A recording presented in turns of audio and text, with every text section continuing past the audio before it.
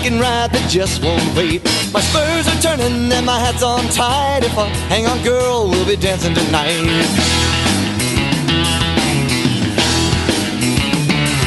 Well, you can tell by the way that I walk, I'm a little bow-legged, my mouth's full of jaw. Legs are shaky and my knees are weak. Dust me off, I'll try again next week. Rodeo is what I do. If I hang on tight and make a buck or two, it's what I do. Let's ride. Good evening and welcome to the legendary Gold Coast Hotel and Casino and National Finals Tonight. Brought to you in part by Devil's Cut, Jim Beam, Red Stag, Coors, Pendleton, Boot Barn, Cooper Tires, Ram Rodeo, Justin Boots, Prefer, Golden Tiger Liniment, the National Cowboy Museum, Good Ride, Wrangler, J.W. Brooks Hats, Montana Silversmiths, Pepsi, and Boyd Gaming. National Finals tonight with 8-time world champion bull rider Donnie Gay, 8-time world champion cowboy Joe Beaver, and the men and women of the NFR. Sit back, relax, and enjoy National Finals tonight. And now, here's your host, award-winning television personality, Mr. Dan Miller. Wow, what a good-looking group. Especially over there, huh? We are so glad to have you. Welcome to the world-famous Gold Coast Hotel and Casino, and round number 3 is in the books for 2012. How many of you were there at the rodeo tonight? A lot of you? Isn't it great? It's Saturday night in Las Vegas. It doesn't get any better than that, does it? Good to have you guys back here with us again this evening. I got to start off with some bad news for you tonight, and depending on how you bet on this tonight, this could be worse, but Manny Pacquiao got knocked out in the 6th round tonight. Yeah, Marquez knocked him out. 1 second to go in the 6th round, and he got knocked out. But that's those sissies over there boxing. We're ready to talk about some rodeo guys here this evening, aren't we, huh? I think we should bring out the star of our show, one of the stars. Well, he looks so good tonight in blue. Would you welcome the 8-time world champion bull rider, my buddy Donnie Gay's in the house tonight. Donnie? All right, Saturday night. It is Saturday night. You look good, by golly, in that blue. You do. Well, don't act so surprised. No, it's just. Golly. He had on pink last night and it matched his eyes, but this is better, huh? You look darn good, huh? Good rodeo tonight, wasn't it? Yes, it was. Come on. Please. I'll move along for you. Thank you very much. I'll do that. Let's bring out this other guy as well. He is an 8-time world champion, one of the best ambassadors that the sport of rodeo has. Our buddy Joe Beaver's in the house. Would you welcome Joe tonight? Big Joe. Hey, he got knocked out? Yes. Pacquiao got knocked out. Round 6, 1 second to go. You know what? I thought I could Not take that I'm a it. gambling man, but that was good for me. Was it? I'm not a gambler, but you have to. You're in Vegas. Take a chance. And you did. Mm-hmm. It's like Donnie when he talked so bad about some of them big guys. He's taking a chance. I took a chance. Good for you. Is Jenna here tonight? Is she happy about that? She don't know about all that kind of stuff. Very, very good. It's been a good night so far for hubby Joe. That's good to hear. Yeah. Good. Let me tell you don't folks, have to sleep on the couch. No, I'm good. I got money again. Let me tell the folks in the house, if you would like to participate tonight during the show with questions, we would love to have you do that. And it's easy to do. If you're a texter, boy, Joe and I had texting hell back and forth today, didn't we? At least me and you can communicate. Have you ever tried to text with him? Oh. I texted him a while ago. I said, ask him one simple question. It took him 6 times to text bucked off. The first time I was like, you too, you know? Then he changed it. No, bucket. He said bucket. And I was like, bucket? So I texted Well, those back, numbers bucket. are so stinking little, even when You got $600 glasses. You're supposed to be able to see that. So I will. One thing I'll say about Dan, it's not. You can text him and get an answer. Donnie, you text him, there ain't a damn thing gonna be right. So just mouse it out. But if you're a good I'd love to be able to texter, draw the finger on there for you, buddy. and if you would like to already sent me that participate, text. if you have a question, don't text it to him. Text it to us here. It's 702-LUCK. NFT. Luck NFT. I hadn't seen that on my phone either. I'll bet you haven't. Yeah, I'd love to see you text that.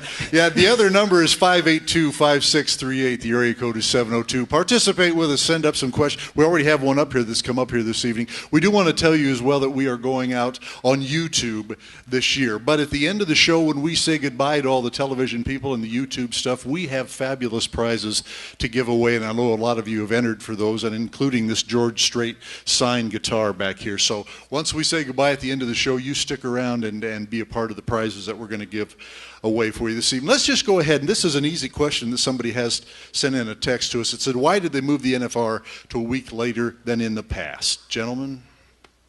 Well, it's really not a week later. It's just how it falls. It's just how the dates fall. But it starts on Thursday night, and they did that, started last year, and they did that to where it'll end on Saturday night, and instead of Sunday afternoon. So I kind of like it, actually. It does. It works up for another big Saturday night a week from tonight. And it's a Saturday night build-up, you know. I think the only thing missing anymore is when you won it. I've seen films of it, you know, tapes of it, and a few times that I was lucky enough, they had a big banquet, you know, in a big black tie. Afternoon, once you finished in the afternoon. And boy, you talk about some good speeches after you got loosened up and you was ready to go talk. There's people who couldn't even talk would give you a 20-minute speech, you know.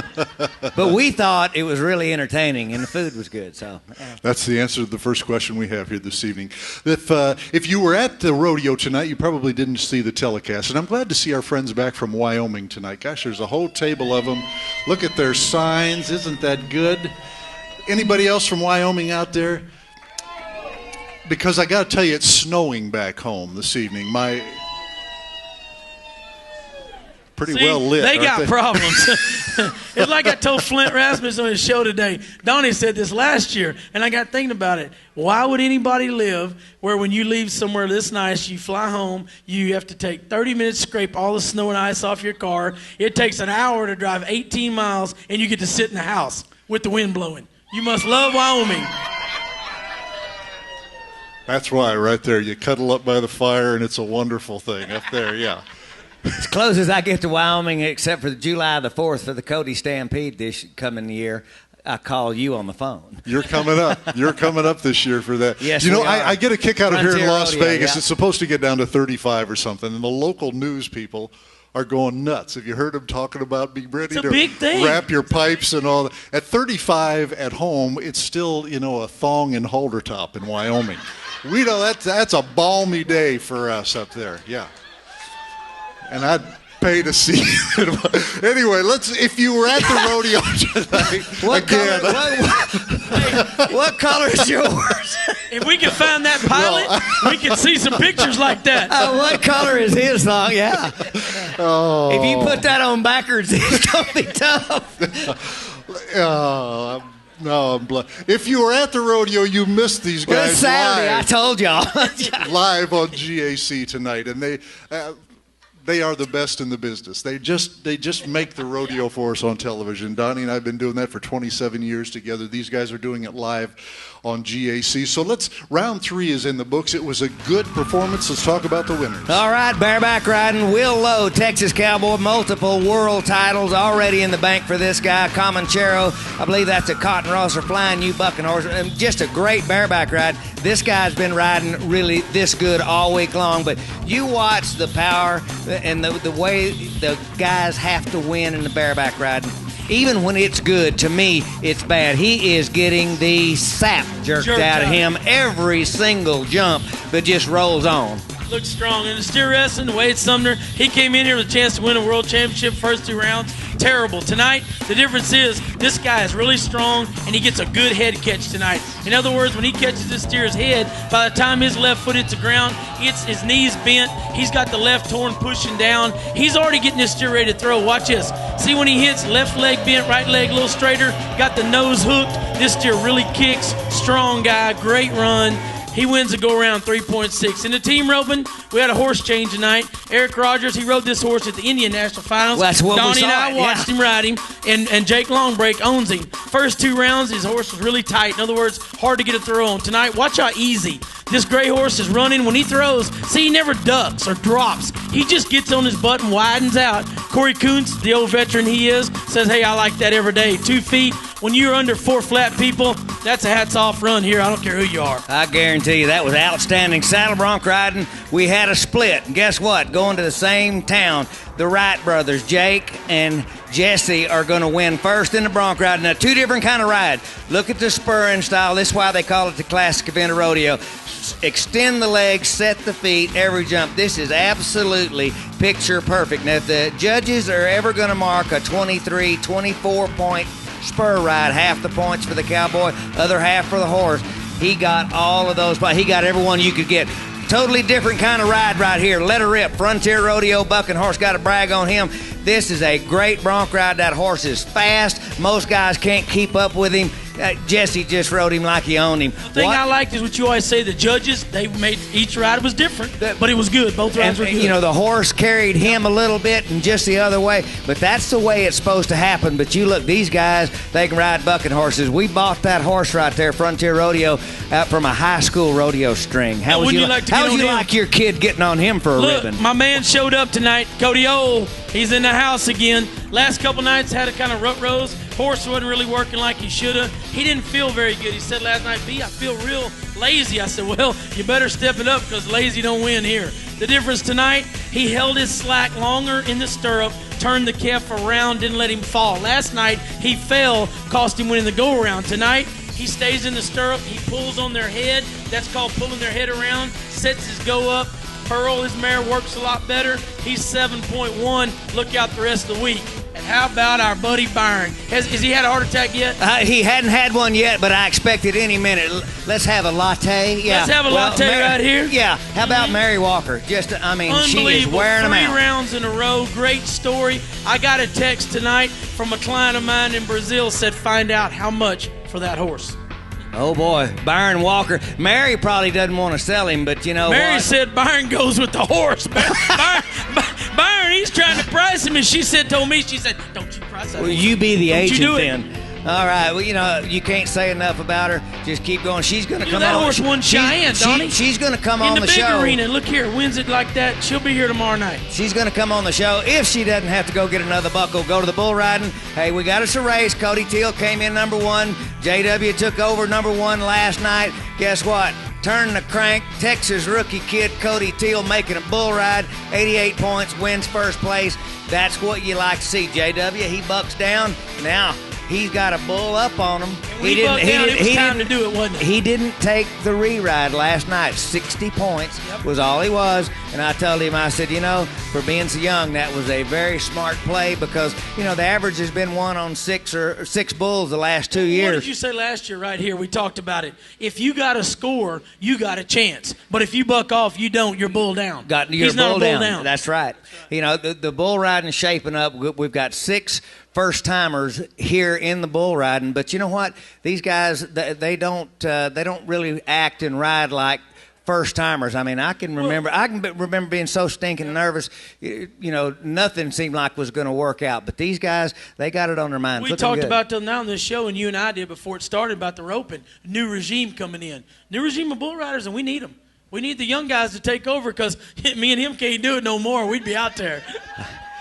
If those bulls could read our resume, we'd be bad. Ooh, if they thought I could still get down the rope and tie one and stand there and fall for me, I'd be right there with Cody Old. Well done, guys, on the highlights this evening. Tonight there was a few things that went wrong in the arena as well, and we'd like to put together a rec package for you. And Joe, I want to warn you that coming up in the saddle steer wrestling, I've got one for you as well there. But let's take a look at some of the mishaps here this evening in round number 3. Donnie, okay, the bucking horse, the first one we're going to see, first wreck we're going to see, it is Magic Wars. And remember what I said about Will Lowe whenever he was in the bareback riding, even when it's good, it's bad? Well, this is how it must feel whenever it's bad. It's really bad. Win Ratliff, Louisiana kid. I mean, watch this. I mean, and then the horse kicks him on the way by. He gets up, kind of feels around. Watch this. Oh, my gosh. I mean, youth is one. His hand's still stuck in the rig, and the horse come back. You know, that's just a little love tap right there, about, 1,400 pounds coming by. Ride bareback horses? Watch that. Oh. In the steer wrestling, Gabe Ledoux, he gets kind of a wide go with this steer. In other words, he's got to jump a long ways for him. Now, here's what Strong Guy does. He slides him about 2 foot and hooks that nose early. He put so much power on this steer. It's called a dog fall or a whip. He just broke this steer in half too early, so that steer just give up and laid on top of him. You know, really it's hard to look cool laying there It's like hard that, to ain't look it? cool when you're straddling the steer's head and you're supposed to be getting a flag. It don't work that way when you got snot in bad places. All right, well, you know, remember the tapes we used to make, the worst wrecks and best rides and stuff? Okay, remember there was a section, it ain't over till it's over? Okay, Too Tall, the horse, that's ass over tea kettle right there, I'm telling you what. These guys, they don't know what's fixing to happen. Old Baldy, he's going along, okay, get on, whoop, look out. And again, whenever you're coming down and the last thing you see between your legs is your horse's ears, it's going to be a rough night. You know, you'd think I survived. I survived, now I didn't. Trevor. All right, well, Trevor Kastner, Oklahoma bull rider, he's got one called Shepherd Hills. That ain't what he called him. You talk about Pop Goes the Weasel. I mean, he's jerked him every which way but loose. And Mal got kicked on the way down. Isn't this fun? Yeah. And he gets 7 more times, 8 more times. Got a lot of chances at it. How much fun is that? Wow. Lots Give of fun these at guys the a old hand. NFR. Aren't they good? Yeah, very nice job there this evening, guys. Golden Tiger Liniment. Yeah. It's so hot that you forget what hurts. I have tried it at the Indian Finals. Did you try it? They gave you some too. No, but I'm going to try it tonight. I pulled a muscle on my butt today bowling. Don't do it. Because it'll run down places you don't want the tiger to be. I didn't know there was a muscle back there anyway. I got it at the Indian Finals. You know, I was kind of whining around about my broke leg, and they said, here, Sam Bird, here, put this on there. It'll help. That's the hottest crap that you can put on. Yes, it works, because you forget completely about what the hell was hurting. And tomorrow night, I want Donnie to give us a play-by-play of how his cheek is doing. I'm kind of thinking about the play-by-play, seeing his horse's ears between his legs. That was a classic for me. The visual of that. Lord Fun will come into effect.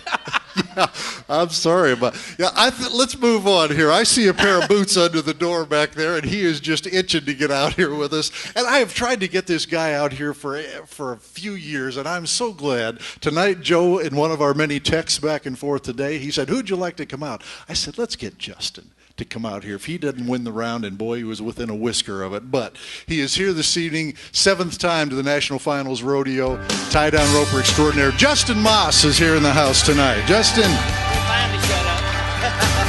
Welcome, sir. Hello, Mossy. Come on over here. Dan and I were hitting back and forth tonight about who to bring, and I said, he needs to win something tonight, and if he wins something, I'm going to bring him because it puts a whole new attitude on things. Tonight, the best run you've made, I know the kids weren't as good the first 2 and all that, but tonight when you backed up in the box, when you turn around and backed up, I try to judge people from here up because this never lies. Your eyes never lie, and if you meet somebody when they're 10 years old, they can be 50 and they're going to have the same eyes, When Moss turned around and backed up in there and his eyes were like that, I slapped Houston Hutto and I said, tonight's the night that you win something, and you were 7-2 in 1 second. Well, if you don't see my eyes look like that tomorrow night, will you slap me and tell me? You know me. I will. Last year they told me, you can't do that. They're all in my ear. I'm trying to grab for Cody because he was glazed over in the 9th round. I knew it was going to be bad, and I'm reaching for him, and they're telling me you can't do that. So I'm going to tell him Justin said I could. Yeah, man, I tell you what, I've been trying to do the same thing I've done all year. It's been a dream season for me, and I tried not to change anything when I got here, and I know the first 2 just didn't go quite like I had them planned, but I got a good start at one tonight and finally got a straightaway go, and it just worked out. But the first 2, when he says not like planned, y'all, that means he wasn't 7-5 and won a lot of money. He's good on 3. I mean, really good. How long are you on 3? 26. Yeah, okay, but we've had a lot of guys falter. We really have. Cody's falter. He's 15 on 1. Shazal, he's out on 1. I mean, there's a lot of guys in there. Tough's good. You're good. But the average is it's so important on Saturday night, the last Saturday, to have a chance at 2 checks. They pay 8 monies in the average, and 7th is probably 7,000, something like that. But anytime a guy in Justin's situation, winning the world, coming in, rope good all week, if you've got a chance for 2 checks Saturday night, you got a chance to go through the airport by pulling your buckle up and never stop again. And that's a gold buckle.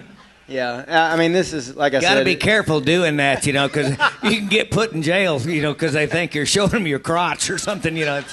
No, see, that's Donnie. Yeah, leave it to Donnie. You're all right, Justin, doing that. Now, when Donnie, if you follow him, you know, it's just bad. Yeah. I didn't know the gate man had a dadgum gun. This was a real policeman, you know. But like I said, it's been a dream season for me, and I came here with the intentions of just doing the same thing I've done all year. You know, you've watched me rope since I was 16 years old, and I've always wanted to reach and just kind of do stupid stuff, and I've changed that this year, and I don't know if it's just part of growing up or what, but it's I've tied more calves in 7 this year than I have in my whole entire career. I'll tell you one reason you have, and I told your wife this earlier in the year. First of the year, he decided, I'm not going to go a lot. Okay, I'm going to get in this other business, and I'm going to do this, and I'm going to do that. So me and Lana Mango, which is one of our best friends, been here 5 or 6 times. I was talking to him on the phone one day, and I said, if he'll rope with that attitude, he'll win more than he's ever won. And he said, what are you talking about? I said, he's not worried about winning. He's just going to enter Denver because he qualified. He's just going to enter San Antonio because he qualified. Didn't you win both of them? He won both of them. Okay? All of a sudden, people, it was never about his ability. It was about his mindset. Justin's mindset wasn't the same as it was this year. When you walk up there and you're winning and you don't really, worried about it, you expect to draw the best calf. And if you draw the best calf with one of the best horses, I might add, in the business, he's got a bay horse called Oz, I'm telling you, that is one of the best in the business. And you let his ability take over, all of a sudden, you won a lot of firsts, didn't you? Oh, yeah. And like I said, it was, I don't know why it took me 17 years to figure it out. I wish it hadn't, but...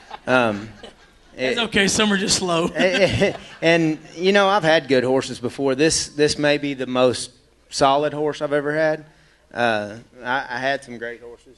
I think you rode one of them a couple times. You had two. You had one that saw horse years ago your grandpa had that was, it says something to say, man, I've had a good horse. But you've had 2 of the very best in the business. But I go back and I talked to Dan about this last year.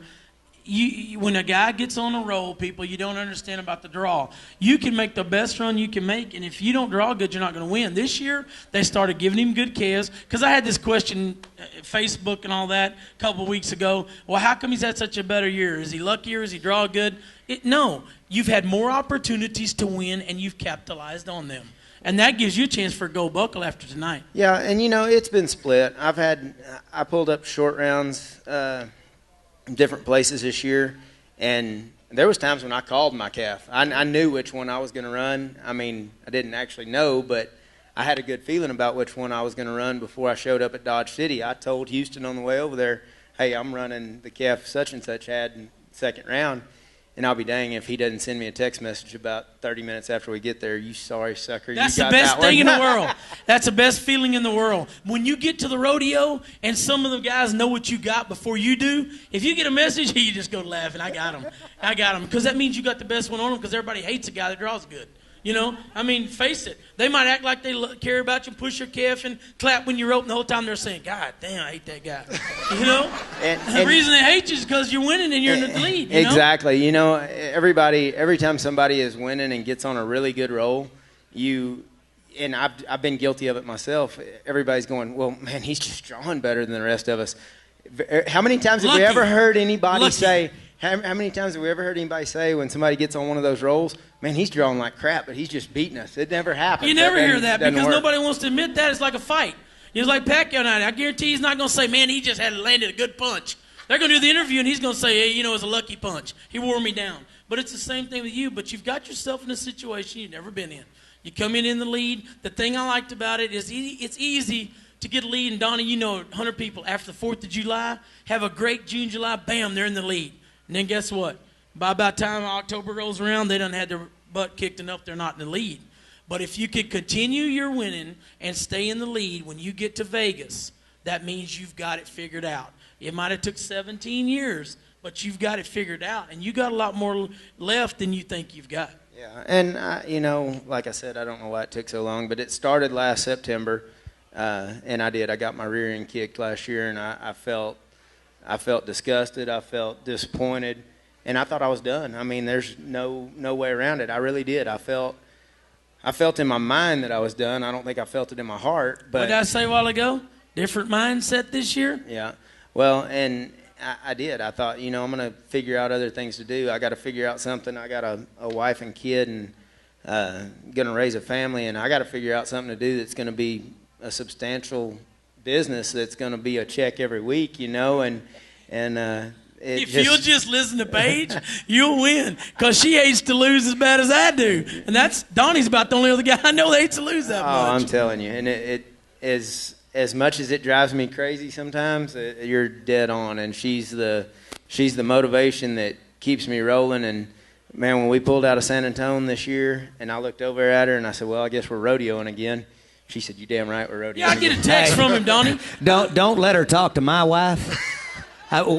I came home one time, and I walked in, I was limping, and you know, I hadn't won anything in a couple of weeks and was just beat up.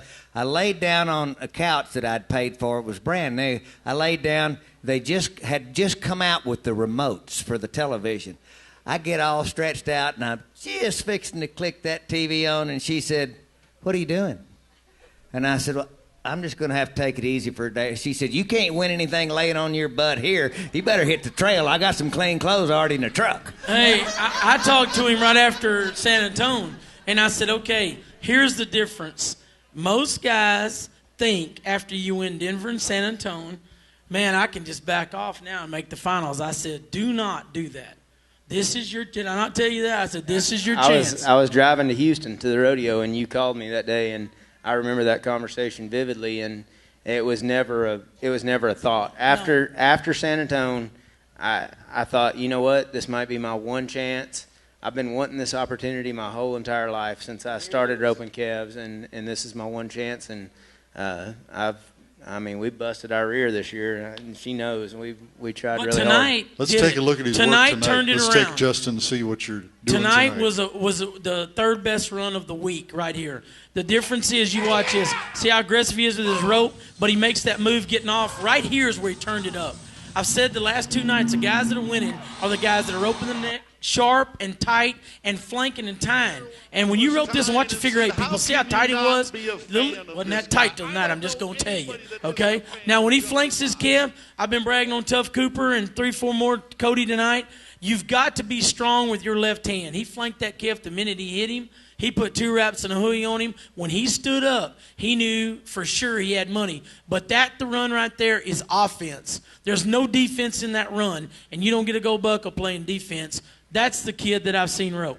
I just sure hated I had to put 2 wraps and a hui tonight, because you know me, I wasn't wanting to. I'd already called a wrap and hui. That calf got up today when we were preparing him. He'll put a wrap and hui on a grizzly bear in the middle of a snowstorm. But when he put 2 wraps, he caught me off guard tonight. I ain't going to lie. That calf got up with 2 wraps and a hui on her today when we were breaking them in this morning, or there was no way. Well, she did tonight. 7-2, he wins second. Makes a statement, Dan, that if you're going to get this gold buckle, you still got to come through Giddings, Texas. And we are pulling for you, Justin. I'm so glad you came out tonight and that your wife came out as well. She's videotaping you over there right now, by golly. Thank you. Hey, and a little shout out to my 15-year-old buddy over here, Weston Hughes. He's going to be the next up-and-coming thing. Let me add to that. I see 900 kids a year, and I have two junior opens. We run 900 kids through those junior opens, and I've been roping since I was 14 years old in the amateur ranks. This kid over here, Weston Hughes, was 15 or 14. How old was he in September? 15? He just made the 15. amateur finals in Texas, and people, the amateur finals in Texas is no cakewalk. This might be the ropingest kid I've seen at his age since Cody Old. Weston Hughes, don't forget that name. You'll see it again. Stand up over there. So stand up over there. Take a bow. Get used to it. There you go. There you go. Quit being bashful, because you're going to have to learn to do it. There you go. Justin, thank you so much for being with us. Thanks for having me. Appreciate it very, very much. Justin Moss, pay him off, will you please?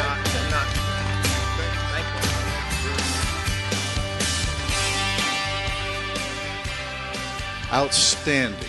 I got to have a drink with my new koozie. Could you put your finger out? Can y'all see this? This is a bareback rigging made by a guy that's been here 1,000,000 times. Larry Sandvik, the wild man. You remember him? You're kidding. It's right here. Kidding.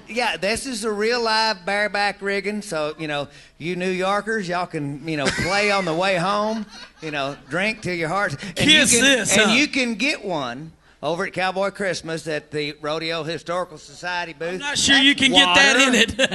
That's water. That's what it says on the rules back there. Donnie, talk about these folks. We're so glad to have you guys here The with us Rodeo this year. Historical Society is Yes, one of our sponsors, yes. and they help preserve the sport of rodeo and all of its history. And they're selling these, raising money for the Historical Society, and we certainly appreciate it. That This is clever. kind of cool. I don't know if there's anything other than water in there if I'd be able to cinch her down just like that, but it's kind of cool. That's very, very nice. Yes, thank you for being here with us this evening. We appreciate it very much. Yep. I want to bring out this next guy, and bless his heart. I mean, he looks like he's been in the round with Pacquiao and these guys. A Wyoming young man is with us here tonight, and we were going to have Cannon Acey. And Donnie, why don't you talk? Everybody's asking about Cannon was Cannon. coming, but he got banged around last night, and he thought he was okay. He thought he just had sore ribs, but he was going to the hospital tonight to go to get a MRI, some X-rays, and to make sure that he doesn't have anything broken in there. Because whenever he went to make a move to ride the bull that he had tonight, it just grabbed him and he wasn't able to put it together. So I said, hey, go take care of your business. And I'm so glad this young man is here with us this evening, and he's riding very well. From Wyoming, would you welcome Seth Glaus is here tonight. Look at that nose on that guy. Long way from his heart. I mean, it's a long way from anything with this guy. Yeah. Yeah, you know what? That don't come with no baby helmet. Well, he got that last. He won. What'd you win last night on that bull? You won like third or fourth? Fourth, I think. 1/4 last night, but had to pay for it a little bit. Sprung a leak, and they got you all patched up and got you your black eye and everything. And I actually tonight on the telecast. God, I hate saying this, but I made a mistake. You're kidding. Y'all write that down. Wow. Oh, He that doesn't took say the that very video often. camera away. I was going to. Damn it, I shouldn't have done that. But, the doctors, they told him that he really needed to wear a helmet, really needed to wear it. So, anyway, he gets a helmet, and I just assumed, and you know what that gets you, that's what it gets me tonight, I assumed that it's somewhere down the line in his youth that he may have used a helmet. And I said, well, hopefully he's used a helmet. And I find out tonight, after the fact, that no, this was his maiden voyage with the helmet. But you had a little practice with it, though. You unintended practice. Yeah, that first bull fell down, and the first bull fell down, and I was thinking, man, I'm glad that happened. Let me calm down and kind of see what was actually going on. I want to, Donnie, let's first show why he's got this Band-Aid on his huge bandage and black eyes. Hey, I up got here to as watch well. him. The other one was really kind of ugly and had a lot of blood caked around it, and it looked real Western and everything. And then I got to watch him pull it off tonight. So this is I ran tonight. out in the hall and This is hollered tonight. for him. God, dog, this is his. This is the Reride reride tonight. tonight. Yeah. Both ways, just rode the crap out of him. Yeah. Broke nose. Black eye. First time with a helmet on. At the NFR, you've already rode. You rode them all three of them. They bucked me off my first one. First bull, you came down 2 out of 3. You and J.W. Harris. That's not going to make it. Do what? For me, looking on like because I hear you talk about helmets all the time. That's got to be a different feel to never ridden in one. Well, get that one was on. his first time. What did it feel like? On the second one, I didn't really notice it. My motor was running. I was pretty focused, and I didn't notice any difference really. No different on the weight. That's what always just comes to my mind, because anytime the only time that I ever really remember getting bucked off, every time it happened nearly, my head had come up. I had lost sight of him, for maybe just a jump, but controlling your head, not losing sight of him. I was just real focused about trying to keep my chin tucked, and basic bull riding, keep your chin tucked, keep your hand in front of your face, try your guts out. That's what you did. Looked I good want to me. to tell you, this year for Seth, Donnie, he came in, I believe, in 5th in the bull riding, but also 13th in the all-around, Joe, and we've been talking about that. I'll talk about it every night. I mean, these are the kids, whether it's a timed event end, it's a rough stock end, it's both. These are the guys that are going to have to take the step to. In Donnie's worked 2 events, he knows how hard it is, but to unseat Trevor Brazile in the all-around. Somebody's got to give him a run for his money. So, if, hope nothing happens. But if something happens to him during the year and he loses one event or he has to take some time off, that, bam, you got a chance to win the all-around. And you won several all-around titles this year as well, Seth. Is it for you in the rough stock competing in two, does it make it harder? It's saddle bronc riding. Your dad was a saddle bronc rider, good saddle bronc rider. I've been getting on broncs, since high school. At every rodeo, been getting on both, and I like it. If it's bad in one event, it's usually better than the other, and I just use it as motivation to keep going, keep getting better, and hopefully one day I'll be at a level where I can compete here in both events. Well, the tough part about competing against the timed event all-around championship, you don't have to contend with the judges other than, late flags, that sort of thing. And the saddle bronc riding is the toughest event. I'll defend the judges just a little bit. The toughest event to judge is the saddle bronc riding because you don't buck off very many guys, not very many guys disqualify. You got a lot of guys to mark. But I watched him ride a bronc at Cody, Wyoming 2 years ago when we were doing the Extreme Bull telecast, and he was one of 20 riders out in this one performance, and 11 of them were NFR guys, world champions in the saddle bronc riding. And here Seth is entered. He rides a bronc just about like the Wright brothers tonight. I mean, them long legs, leg extensions, set his feet, made probably the best ride of the performance. And he was about 10 points below everybody else. They marked his ride 17 on one side, 18 on the other, and made a better ride than the guys going to the NFR and the guys that everybody assumes are going to win.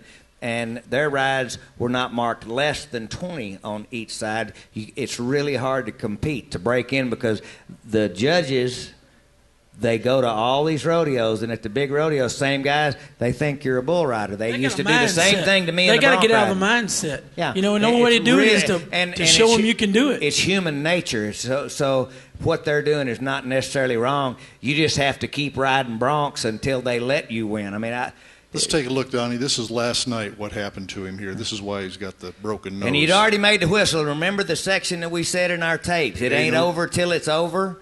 It's over when you get to the fence. Talk about this, Seth. What were you feeling right here? You're finishing up. You know you're going to get a good score. He's kind of wanting me in there the whole time. I was just thinking, keep dragging, keep hustling, keep moving, trying to stay to the outside. And the whistle blows, and want to make a good get off into your hand, and got a little lazy and dropped in there and just whacked me in the face right there at the horn, and it's part of it. My daddy always told me, when we were trying to make a living, he was putting the rodeo on at Mesquite and everything. And he said, well, son, he got a really good bull. He said, try to make a good ride, but if you can't ride him, get underneath him and sell some tickets. You can come to Mesquite, buddy. That sells some tickets right there. We can get it on, yeah. Neil would like that. I'm just kidding. I'm did you get not kidding about what my daddy said.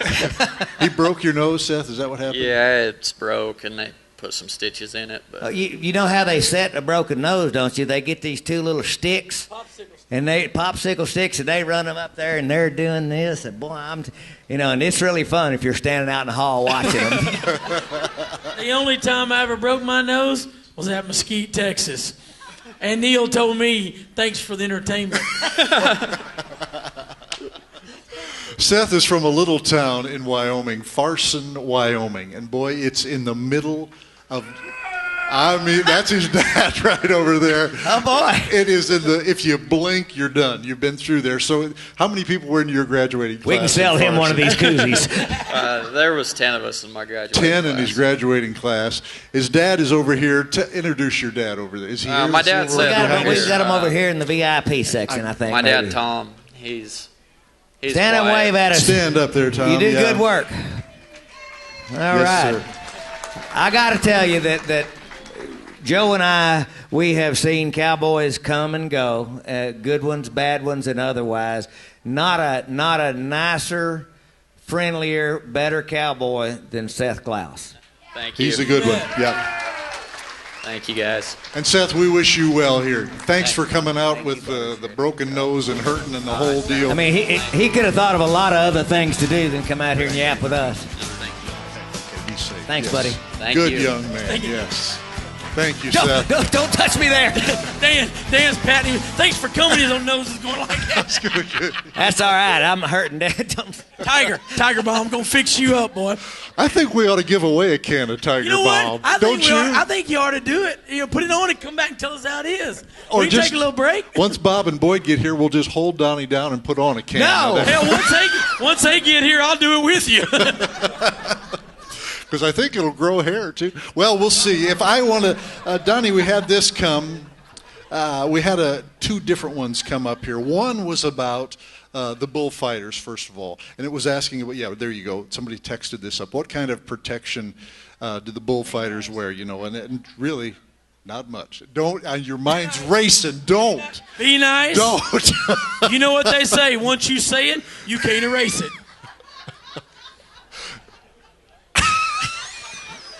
Let's go to the other question. Okay, That might be worse. How do they make the bulls buck? They're both related. Go ahead. Okay, you don't make the.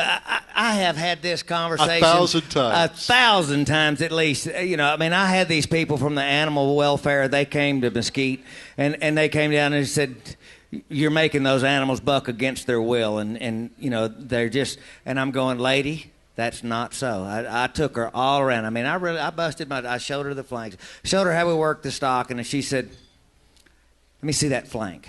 So I handed her a bull flank, and you know, it's inch cotton rope, and she goes, "You just tie that around their genitals, and it enrages them."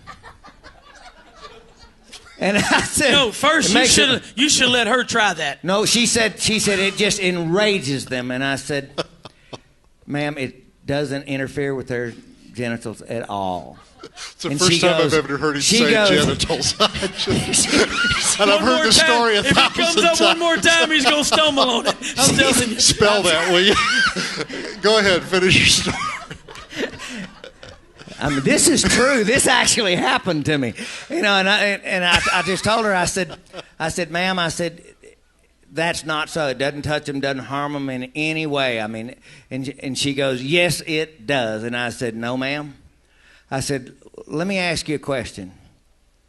I said, "Well, no, let me tell you what you do. You go home and you get you a pair of pliers and you get your husband's genitals with your pair of pliers and you see if he gets enraged and bucks and jumps or if he's really still until you let him go."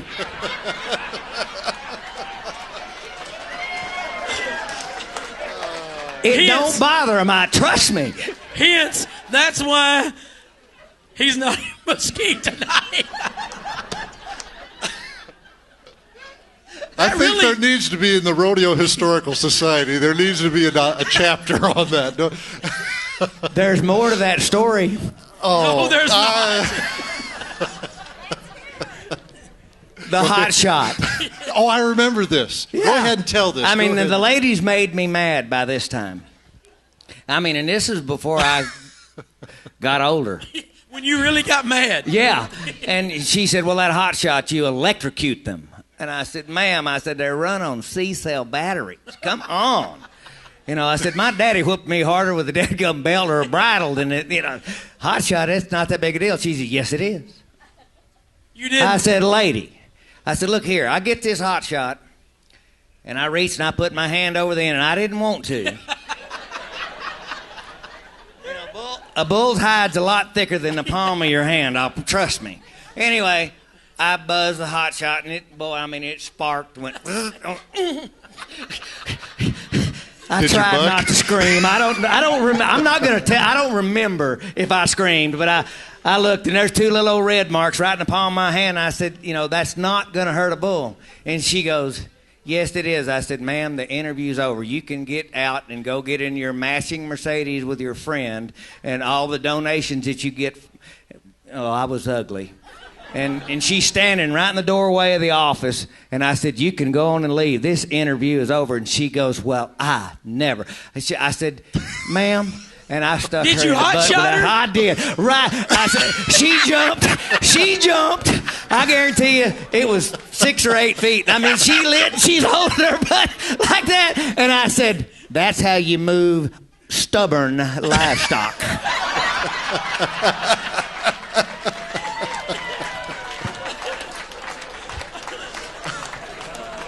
Such is the day in the life. Yeah, okay. I just find it interesting that you let her demonstrate the hot shot and didn't give her a pair of pliers to do that. Well, I'm paid to see that, buddy. All right, Lord, I hope we don't have any other questions. Do we? No, that's good for right now. Let's bring our time's getting away. Let's bring out this last young man. But what an act he has to follow. I wanted to bring this guy out, and Joe has been talking about this young man. It's his first time to the national finals. Do you ever notice how many of these people come out and credit Joe and Donnie with the fact that they're here? And this young man, let's get him out here so we can talk about it. What are you talking about the first time? No, this is coming to the rodeo. Oh. This is Trey Benton III. Would you welcome him here this evening? Oh, man, look at this young... You wondered if we were going to shut up. Okay. Trey, it's good to have you here in Las Vegas. By golly, you talk about the young people coming out here, huh? I don't think you were ever that young right there. This young man. And, Joe, you're not only a mentor, but a fan of this young man. This boy, I'm going to tell y'all real quick. You know, we talk about the good kids and the good boys. This kid I've known since he was about 7 or 8 years old.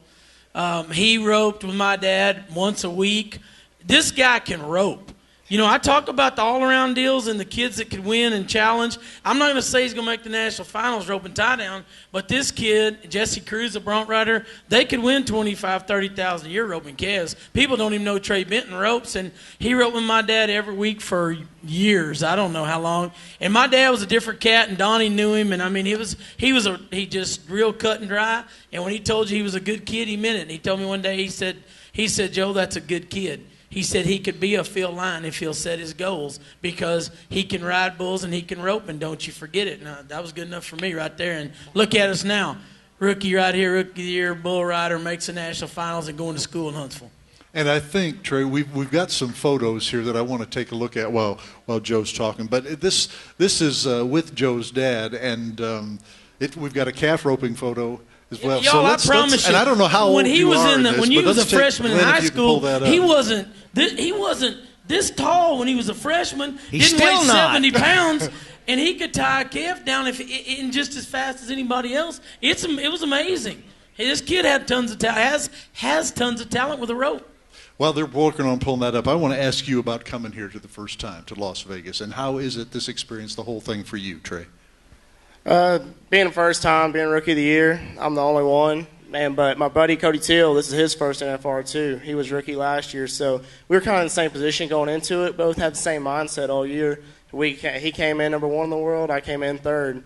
Not much has changed. We were a little nervous that first round. You know, it gets everybody. It's the biggest rodeo in the world, but we're starting to get into it, and I'm just trying to get my feet settled a little bit. I've drawn a little deeper in the rounds, but got a good bull tomorrow, so I expect to do a lot better.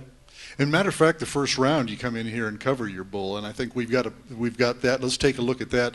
His work from the first round. And he's coming in here hurt. We talk about the Bulldoggers got a bad knee. So does Trey. Watch the effort right here. This is first night. This is jitters. Okay, he's on the side at 3 seconds, and he hangs in there, makes the whistle. You won what in the first round? I won 5th. You won 5th in the first go-round. Get a check. I mean, this bull's bucking, and you're bucked off right there. This is the start of the ride, but you refuse to let go, and I'm thinking, good for you, Trey. You know what Benton. Donnie hates worse than that lady that came to Mesquite? Bucking off and landing on your feet. Looking off. Oh, he hates God. looking off and landing on your feet. And that's what he told me the first night. I said, what'd Trey do? He said he refused to get bucked off.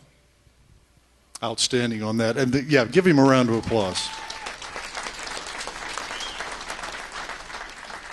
And I know, guys, in the back, you said you pulled up those pictures. We weren't able to see them out here, but if you could pull them back up again. And what I want to do is, while Trey is here, I've just gotten my ear that our other fellows are with us. I want to bring them out here so we can all talk with Trey Benton III as well. So these guys are standing backstage, and You know, Joe's the best and Donnie's the best. These guys are the best announcers that rodeo has ever had, and they've announced the national finals rodeo probably combined 30 sometimes. But Joe and Bob and Boyd, if you're back there, just come on out here with us. And Bob Tallman. Oh, listen to the music. Bob Tallman, Boyd Polhamus. Yes, they are. They're here. Come on out here, gentlemen. Give them a hand, will you? Yes, they're old, Bob. We were sitting on the couch, and it takes Bobby longer to get off it now than it used. Hi, brother. Come on in, sit down. Stay away from me with your pliers. Look here. Bob, you can come on over here. Compliments to Rodeo Historical Society selling these. Wild Man, Larry Sandvik, new koozie. That's awesome. Yeah. I ought to paint one with you landing on your head.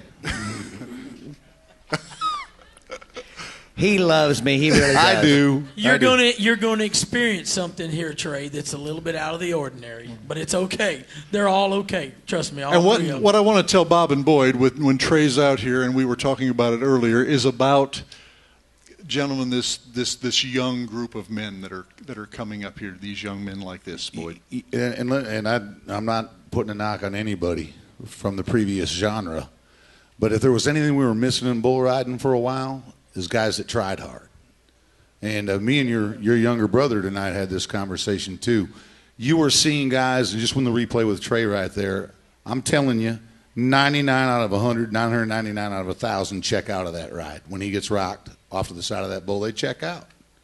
And this is really exciting for me, knowing that I'm going to get to watch this guy for the next decade and a half, do what he does. I watched him win Dodge City. He's the kid's special. He's special. I did not know about Walter coaching on him, though, and that's pretty cool, too. And, Trey, I'd like you to say what Joe has meant to you so far in your career. Well, since I've known him since I was 6 years old, I've always seen what he does. Grew up, he was one of my heroes, Joe Beaver, world champion. They don't get much better than him. And just being with his dad, Walter taught Joe how to win, and it's not just roping that Walter taught me, but how to win too, and the attitude you get from it. Winning is contagious, and it begins with the attitude, and that has transferred from Joe B to you. It doesn't matter what event. Whenever you get to this level, whether you're a bull rider, a bronc rider, tie-down roper, barrel racer, you have to believe that you're going to win, because you're not going to every time that the gate opens. No, and he called me after Fort Madison, I believe. When at Fort Madison, he landed funny on his knee, and he hurt his knee, and he was kind of, Omaha was coming up. He's a little discouraged, second in the world at the time. And, and I said, Trey, here's my therapist's number, here's my PT.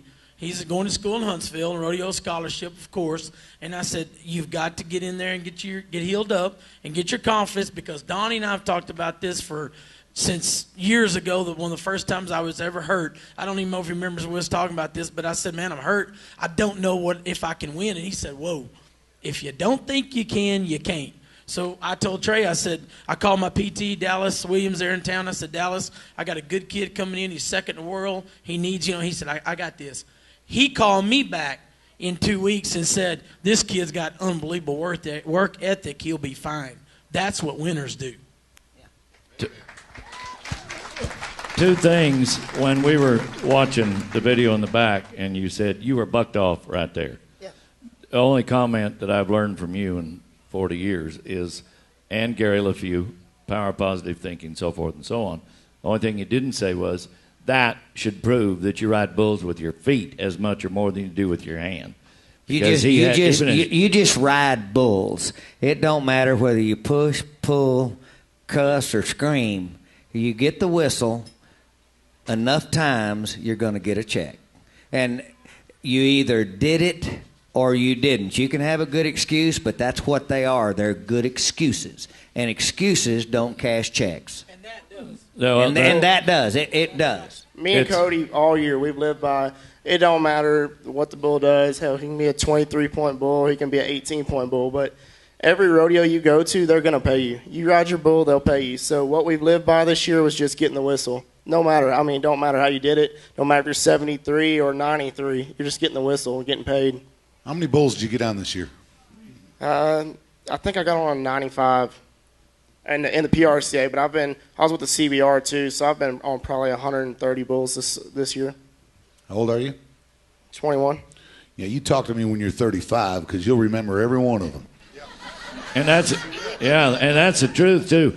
That's where I'm saying that it's a lifestyle and a business, and it's a sport of how you. It's a lifestyle and a business. But the business part of this is how you get up in the morning. If you get up with disgust in your heart and your soul, it's going to dismay the rest of the day, and the end of the day, you've wasted an entire day. You get up in the morning, crippled, sore, dead, broke, tired, and run over, and get up with the right attitude. And think win. If winning is walking to the parking lot to get in your car to go to the next one, walk is the best walk you can to get to that car. Because if you keep that winning spirit in your soul, forget the rest of your body, you'll ride your ass off for the next 10 years. I'm telling you, this guy learned that, y'all. I can't emphasize enough how small he was when he was roping tie-down kids in high school with guys. I mean, who was in your high school age? I mean, the guys that rope good. My junior year when I made state finals my senior year. The past 3 years before, I had Caleb Schmidt, Corey Solomon, Colby Wakowiak. I mean, them guys, they don't play around. And I swear, Trey didn't weigh 90 pounds, and he'd rope one, and he hold his slack and pop him around like he was Cody Ole and just attack. And, all that carries over because, like Donnie said, it doesn't matter what event you do. It's in your heart and your win. And this kid's got a ton of heart, and he's eat up with wind. He's going to go a long ways in rodeo. What I want to do, because talking about the tie-down roping, and Justin Moss just left, Boyd, is why I want to say that. And can you get us up to date after what happened tonight in the honey, I'm lying to you, but Justin helped himself. Yes. He was down by about 11,000, or maybe a hair more behind Tough at that point. But by winning where he did and placing in front of Tough, he closed some of that gap.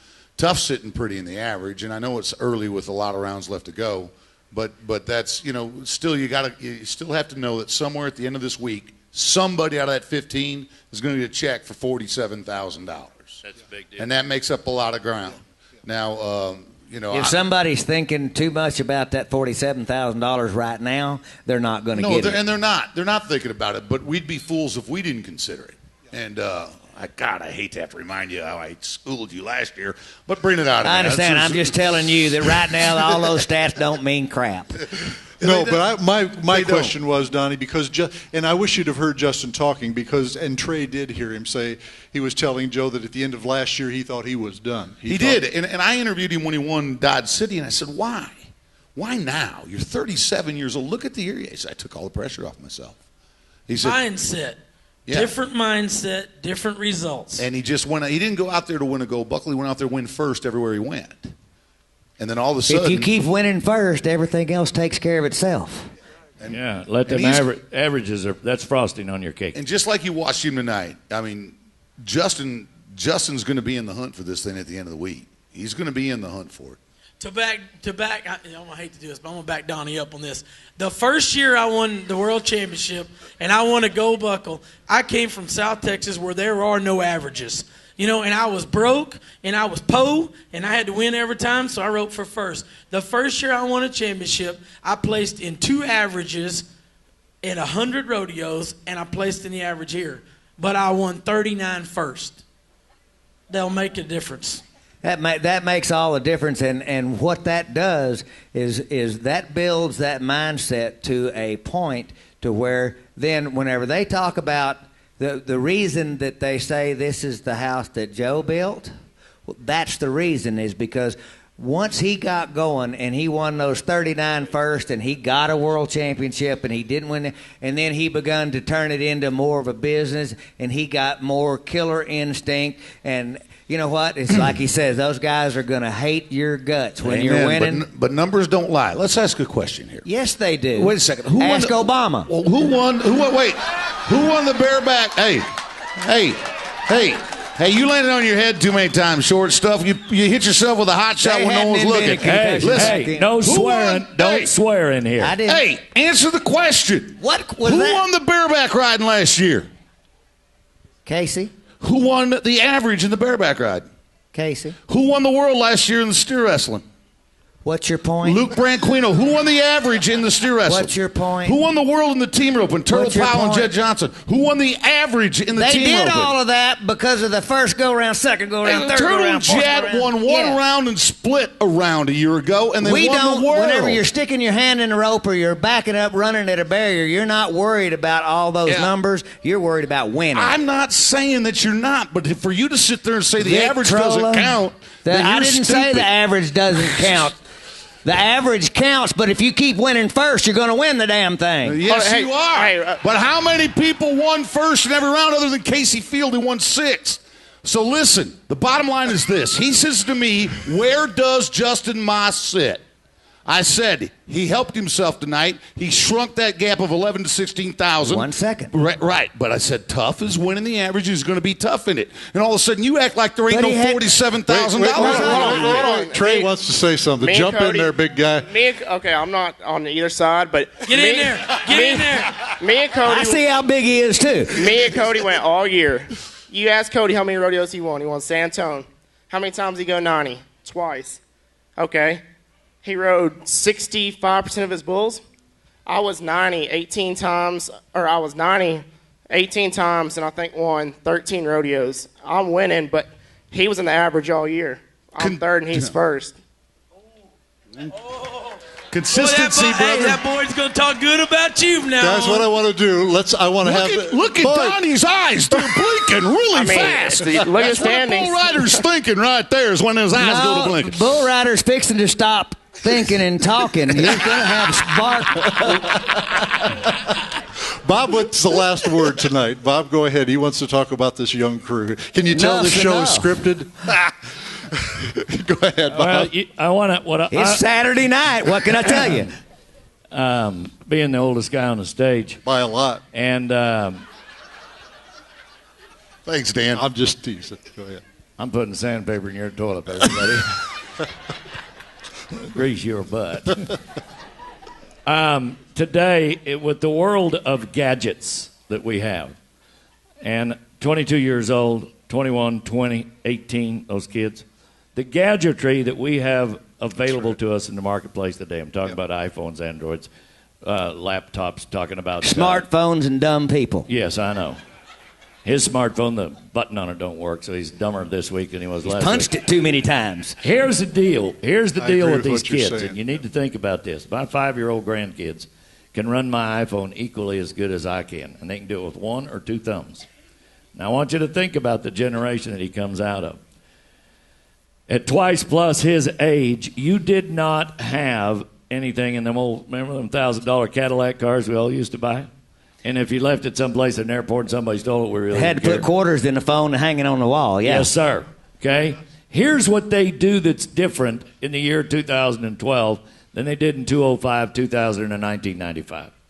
They live for knowledge. They're smarter when they start.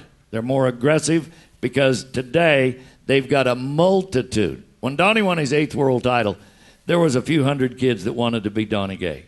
Because of those videos, 8 tracks, okay? Those old 2-inch film things that we used to carry around and do television.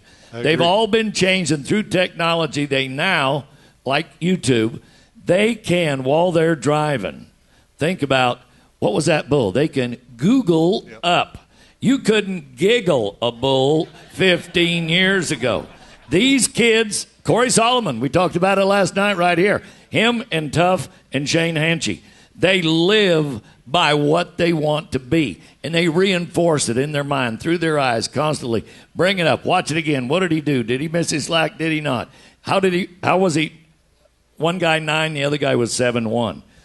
When you were riding bulls, your memory was phenomenal, and you had Bando and Hawkeye and your brother Pete and a few other guys to talk about it, but you were running so hard, and then when you got an airplane, that took you totally out of the world of those other guys because you had to pay attention to learn how to fly it well, get there, stay alive, get back in it, and go again. Go back to the era of Larry Mahan. Hell, they didn't there were no cell phones. You couldn't communicate as quick. These kids have an advantage of being educated better from the time they're that big till the time they're 18, 19 to get ready to do what they're doing. So is technology a good thing? Depends on who you say hi to on Facebook. Could get you divorced or your ass whipped. It don't make any difference.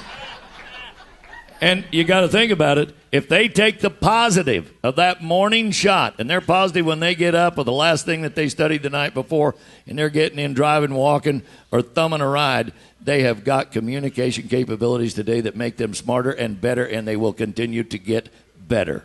I agree with that. Has nothing to do when you stick your hand in a rope. No, Donnie. But his point is well taken.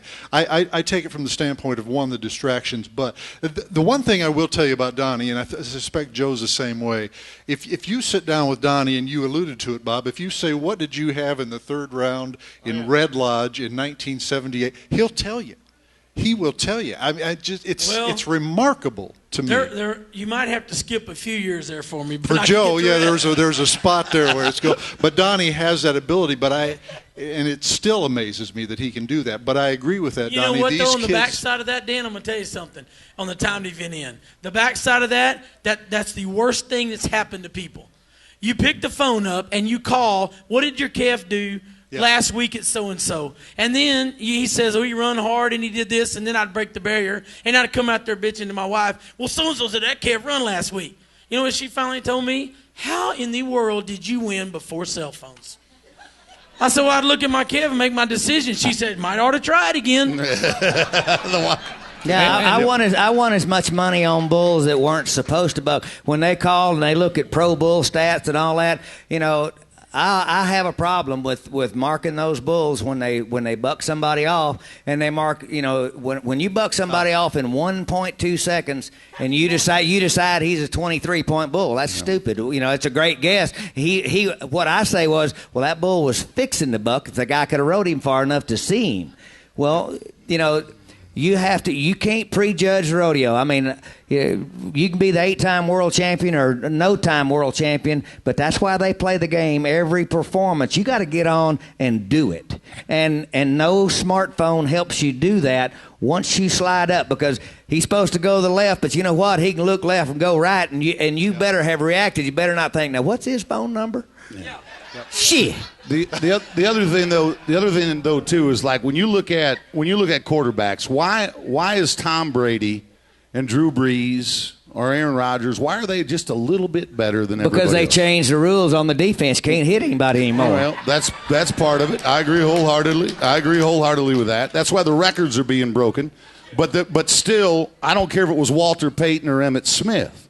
There were a lot of running backs in the league, but there's always somebody, for some reason, Casey Field right now, just a little bit better in the field, even though Willie's having a great week. And I expect him to continue that. But that's what you were talking about, what Trey had as a calf roper, that burning desire, that willingness to go a little bit farther and work a little harder and to do something that nobody else can do because the fire burns in his belly. And that's what separates, Tom Brady and that crew of quarterbacks or running backs from everybody else who are great players or they wouldn't be in the league. And everybody here's a great bull rider or they wouldn't have made it. They're great calf ropers or they wouldn't have made it. But there's just a difference. There's just a difference, and it comes from the belly. No, right up there. That's what you were talking about. You compete from here down, and you win from here up. And the better quarterbacks, just like you said, there's a reason they're better. They are smarter than the other ones.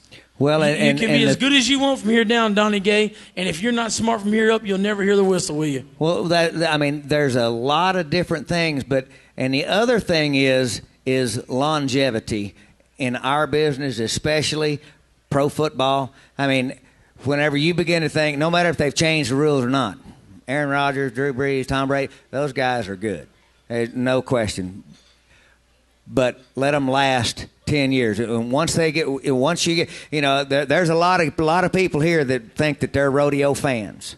There's a lot of guys, and somebody asked me, and I'm not going to name who it was, but Benny Reynolds came into the bull rider locker room and came in and used the facilities, and he walked out, and I said, well, who's that? I said, one of the toughest cowboys that ever got on a bareback horse or a bucking bull or bulldog to steer in Benny Reynolds, world champion, 1961. Give me some longevity, and everybody always, the old guy, he's over griping, and the young guys that want to take over center stage, and they already have. There's no question about that. But what I say is, at the NFR, I thought Cody Till made a great decision, and I know if you watch rodeo bull riding on TV, there'll be a lot of discussion. He didn't take that re-ride the other night. He made a great, when I came to the NFR after my first year, I don't even remember what I was doing. But I said unto myself, I'm not going to take a re-ride if I'm 60 points or better until the 7th go-round. Talking about your average. Because it's a business. But that's to take a re-ride because, you got your bull drawn, you got an NFR bull. You don't expect to get a re-ride at the NFR. You need to remind yourself to go look and see what the bulls are in the re-rides because you don't know the order of them. They don't, there's 4 or 5 of them in every night. You look and see what you like, don't like in that re-ride bunch, and then you go do your deal.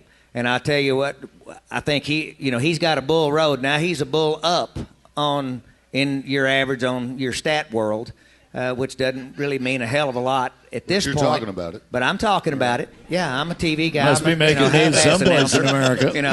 TV guy and half-ass announcer to do the same thing.